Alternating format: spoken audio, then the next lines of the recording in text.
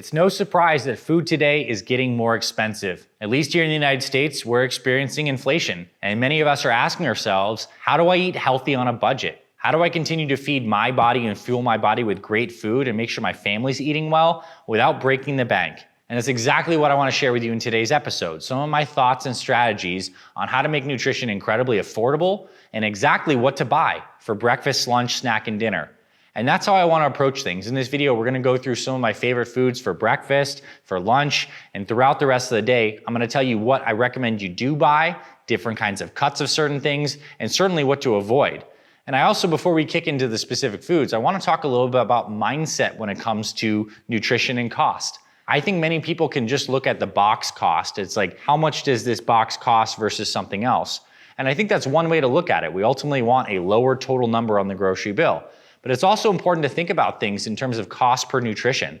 So sure, buying wild salmon might be like $10 a pound, and you look at that and you bought 2 pounds, that's $20. And you compare that to maybe a box of some kind of crackers, which is only $5. The salmon seems more expensive. But actually, the crackers are not going to fill you up whatsoever. They're filled with lots of empty calories, and the salmon actually has all these rich, healthy fats, vitamins, and minerals. So there's a mindset component here too. We both want to decrease the total grocery bill, but also look at how can we get the most nutrition for the least amount of dollar value. And that's a mindset I think is going to serve you really well. And one final thing to say on that note before we get into the specific foods is the foods that have more nutrients will keep you full longer. We've all probably had the experience of maybe like drinking a bunch of soda or eating a bunch of chips and we just got like 1,000 calories, but we're still hungry afterwards. The reason this is the case is because foods that don't have the right kind of key nutrients we need aren't as satiating for our digestive tract and our brain. So we want to have high satiety foods, mostly non-processed, and we want to do it in an affordable way. So let's get into this. Let's talk about breakfast first. Whether or not you have breakfast, you intermittent fast, I think it's an important thing to have because even if you eat these foods later in the day, they're still super valuable. When it comes to having like good breakfast, I think one of the easiest things you can prioritize is getting good eggs. Eggs are absolutely a superfood in my opinion. And I'm not saying you need to eat like 6 or 12 eggs per day, but a couple eggs per day absolutely has health benefits. You get all that rich amino acid protein from the egg white. But I also want you to get that good egg yolk, which is filled with choline, vitamin A, D, E, K, fat-soluble vitamins, so many good things. It's a nutrition powerhouse. Now, the key to getting eggs is eggs can be fairly expensive based on the kind of quality that you buy. If you're buying eggs that are like pasture-raised, humane, cage-free, like that these days can, I think, be like $9 for a dozen eggs. But if you start to go to some of these bulk grocery stores, you can buy whole eggs in like big, like 24, 36 cartons for a lot cheaper price, or maybe even check locally.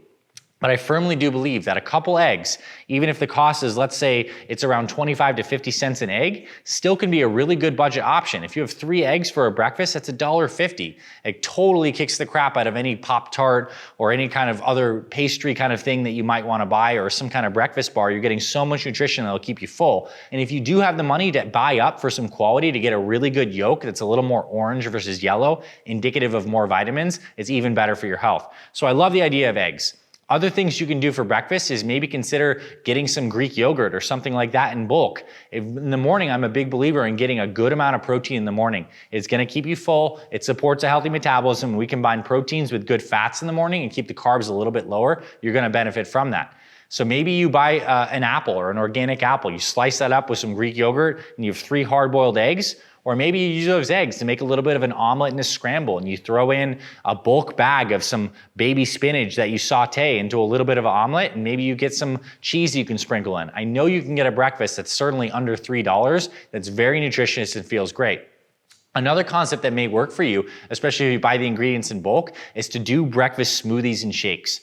We're huge proponents of this and we recommend this a lot in our Fit Father and Fit Mother programs because what you can do, imagine if you did get some kind of protein powder that you enjoy, you put a scoop of protein, 20 to 25 grams of protein, you throw in some organic baby spinach, you throw in some frozen blueberries, and maybe you throw in some hemp seeds and some chia seeds and you blend that up, you're getting such good nutrition and I guarantee that's still gonna be a lower price in terms of both total cost and cost per nutrition, and you have something that's consistent you don't need to think about. Where people get into trouble is they're buying all this weird stuff in specific boxes, pastries, this kind of bagel, that kind of thing. And a lot of that stuff just doesn't keep you full, doesn't have the right kinds of calories and nutrients. So for breakfast, again, eggs, omelets. You can make some kind of smoothie kind of recipe. Also, fruit. Oftentimes a good idea in the morning, especially if you can buy some kinds of fruits that you actually enjoy. Imagine having something like an organic apple paired with some kind of like nut butter. That could be a part of a good healthy breakfast. Now let's look at lunch. What kind of things can you do for lunch? And how can we actually make this practical? Well, on a healthy basis, some of the stuff that we recommend a lot in our meal plans is one, you can always do the kind of like salad with protein on top concept. So imagine if you did buy a bulk of some 50-50 spring mix baby spinach, and you can buy that, maybe even organic. And I know if you go to like a discount store like Costco, you can get like big bags of this stuff. You have that in the fridge. You throw that in there, and it's like the base of your meal. And now you can throw some protein on top. Certainly if you can go plant-based options, if you like tofu, tempeh, or something like that, that can work. But you can use a tin of some wild pink salmon. I think it can be like $3 a tin, and like you're getting a lot of good protein in there. Maybe you hard boiled a couple of those eggs and you slice those up and put that on the salad. Sprinkle in some hemp seeds or some chia seeds. Just the idea of protein in greens, drizzle with some extra virgin olive oil, salt, pepper, some spices, maybe some paprika, rosemary, lemon, absolutely delicious, nutritious, and you can get that salad to be under $5 for sure per meal. And that's way better than if you went and you bought lunch out at a place. It's probably gonna be at least $10, maybe up to $15. Another thing you can do if you do tolerate bread and you can have some bread in your diet is to get a high quality organic sprouted bread. And if you're gonna do bread, I am a big believer of making sure that it is organic. I believe that these inorganic grains that are sprayed oftentimes with glyphosate, which is the pesticide in Roundup, we know that the health effects are terrible from those things on your GI tract. They can lead to autoimmune issues. And if you get a grain that's actually sprouted and has gone through that process, some of the anti-nutrients in the wheat actually go away and some of the vitamins become more bioavailable. So some of the breads that we do recommend and like is something like Ezekiel bread. It's often found in the frozen section. It is more expensive, but again, if you bought a $6 thing of Ezekiel bread, has 12 slices, like it's still 50 cents a slice, so it still can be reasonable. You're paying $1 for like the sandwich slices, and then you can throw all sorts of things in there. Some kind of like sliced deli meat like turkey, ham, leftovers from the night before of some kind of protein source. Maybe if you want to get fancy, a little more expensive, you can put a little avocado.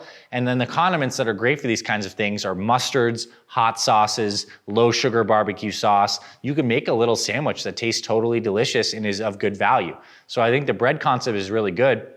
If you want to have like the most budget-friendly thing, and maybe for your kids who don't like to eat a lot of meat, then you can get 2 high-quality pieces of bread, load that thing up with some peanut butter of some sort. You can get a big jar of that, ideally some organic peanut butter that doesn't have a lot of hydrogenated oils in there, and you could drizzle a little bit of jam or a little bit of organic honey or something in that, and you have a PB&J or peanut butter sandwich that is like very nutritious, can be great for you, and is very low cost. So again, for lunch, I do recommend you either do the kind of like the sandwich style or the wrap style. You can add a piece of fruit in there as well for a little more filler, or you can do a salad with some protein, some of those hard-boiled eggs, or throwing some stuff on top. Very good. Now for snacks. Snacks are really where you can actually, blow a lot of money on stuff that doesn't actually fill you up. The grocery stores, when you look at them, are designed in a particular way where they have the meats and the produce and the vegetables on like the outsides of the grocery store. That's typically where you're gonna wanna shop. The interior aisles are filled with all like the packaged box goods. And there is a huge industry right now for quote unquote healthy snacks that are super expensive, that basically don't give you much of anything. And some of them are actually, frankly, totally unhealthy. So instead of buying prepackaged like dried this, dried that, chips of this, chips of that, I recommend you go to the classic like fruit and nuts style snack. So pair some kind of fruit you love, things that are good, oranges, apples, pears, a banana that still has a green tip on that, and pair that with some kind of nut that you love. Some of my personal favorites, although macadamia nuts are expensive, pistachios are expensive, I like those. But almonds, cashews, you pair like 1 serving of fruit with 1 serving of nuts and you make that consistent, your blood sugar will stay super stable. It's not something that needs to be refrigerated. You can take it absolutely anywhere. It is of good value, especially if you buy like a nut mix in bulk. And you can even like make some of this stuff on your own. You can go to like a website like nuts.com and buy like a lot of bulk nuts and do what I do. And you can actually like throw these together. I actually throw a bunch of nuts in a little pan with some walnut oil, heat it up a little bit. I throw a bunch of spices, salt, pepper, paprika, rosemary and maybe some like habanero, and I just make like a nut mix and I have that. And it's like super good value. I'm getting a lot of good healthy calories, keeps my blood sugar stable, don't need to think about it. And I'm not wasting time and money getting like thin seaweed slices or kale chips that like are just super expensive and don't give you much nutrition whatsoever. Another concept, if you really want to take control of your own snacks, is to invest in a dehydrator. So basically a dehydrator is a little oven that cooks on low heat. You could also probably do this in your oven yourself. And maybe you buy some of these cheaper cuts of meats we're about to talk about as it comes to dinner, and you make some own jerkies. You can make some beef jerky or some salmon jerky. You can dehydrate some fruits and stuff like that and make your own snacks. Over the long haul, that could save you some money because you're taking more of the stuff into your own hands and not buying as much for the markup of the packaging. Now, when it comes to dinner, one of the concepts we teach here, certainly on our channels and our podcasts and our programs, is the idea of building perfect plates. So I want you to imagine a plate of food, a blank plate, and half of that plate is filled ideally with some kind of green fibrous veggie that you love. Asparagus, steamed broccoli, sauteed spinach or chard, Brussels sprouts, something like that. A quarter of your plate is filled with some kind of protein you love, and a quarter is filled with some kind of healthy carb or healthy fat. Now, when it comes to like the green aspect of it, one of the most affordable ways you can do it is to buy a big bag of baby spinach, throw that in a pan with some olive oil, throw some lemon, throw some garlic maybe in there and saute some of those greens down. Boom, super cheap and inexpensive. Broccoli as well. You can buy broccoli in bulk or a big thing of cauliflower and you can steam that up. Throw some spices, some salt, pepper on there. Boom, very cost affordable. Some of the other vegetables are a little more expensive. Asparagus is a little more expensive. Brussels sprouts can be a little more expensive. But if you make the focus of buying stuff that's actually seasonal, it's going to be lower in price. So paying attention to where the grocery store throwing different deals because they have a lot of stock on that kind of stuff, really good. And of course, buying local, your vegetables is good benefit. Now the protein is, I think, a place where if you're including protein into your meals, like animal-based protein or like fish, chicken, steak, these types of things, there's certain cuts that you can do where you can save a lot of money. So the example, buying a whole chicken besides chicken breast, you can save a lot of money. And from that, when you cook that, you're gonna get the thighs, the wings, the breast, you're getting a lot more different types of cuts. Chicken thighs and drumsticks are always going to be cheaper than chicken breast. They have more natural fats, which is not necessarily a bad thing, right? If you're eating this kind of healthy, structured way, having some fats in these things is not bad, but that can also save you some money. You could also buy some tougher cuts of steak, things that you might make into like a slow cooked brisket. Some of these sirloins, those are going to be cheaper than if you were to get like something like a filet mignon or a ribeye, and you can start to slow cook some of this stuff. A lot of these meats are a little bit tougher or absolutely delicious if you start to use a crock pot. So imagine if you wanted to save some money, you bought some carrots and some root vegetables, some carrots, some sweet potatoes, you bought some celery, you bought some onion, and you bought some kind of like stew meat, and you threw that stuff in there with some stock in a crock pot for 6 to 8 hours, and you come home, you have like a healthy dinner that's totally reasonably based. And again, that meal is roughly gonna be around $3, $4, $5 per serving, as opposed to eating out, which is $20 a serving, and you're still getting good nutrition because you're buying like these single ingredient foods that are really good. And when it comes to carbohydrates, if you want to include those as a part of your perfect plate concept, rice in bulk, super cheap. You can get many different kinds of rice that you may like. Sweet potatoes, tubers in bulk, super cheap. You can get a bunch of those, throw those in a pressure cooker, Instapot, or oven, and have those as like a staple. And these are just like basically the message here is to simplify the types of things. You know, the mono ingredient foods, the fruits, the vegetables, the meats, the eggs, these are the things that are of the greatest value. It's the stuff that has the long ingredient list that requires a lot of marketing, a lot of packaging. There's a lot of markup that's really going to be taking a lot of your money, and it's the least healthy stuff anyways. Shop the perimeter of the grocery store. Start to change your mindset into like, how can I get the most value and nutrition for my dollar? And I know you can save a lot of money with these tips. So thank you, my friend.